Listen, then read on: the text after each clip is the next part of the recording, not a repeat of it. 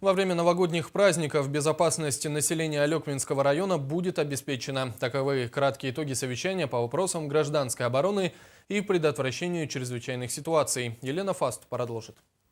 Рассчитываем, что Новый год и последующие праздничные дни в районе пройдут спокойно, подытожил в завершении совещания Борис Полуэктов, специалист по ГОЧС района.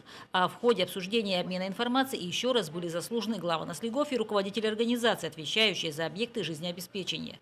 ЖКХ, энергетики, медицина, полиция, служба диспетчеров – все они встречали новогодние праздники, готовы к любым ситуациям. Первое – это, конечно, запасы должны быть обязательно в порядке. Минимум 10 дней энергетических ресурсов, то есть уголь, нефть и так далее, обязательно в порядке. Большой плюс, как заметил Борис Полуэктов, это вот ряд новых котельных. В этом году введено много котельных новых. Всегда были проблемные вопросы, которые оперативно решались, но они всегда были. То с введением новых котельных в ряде населенных пунктов района надеемся, что таких ситуаций, надеюсь, не будет. Еще раз отработаны вопросы по возможным слабым звеньям или проблемам.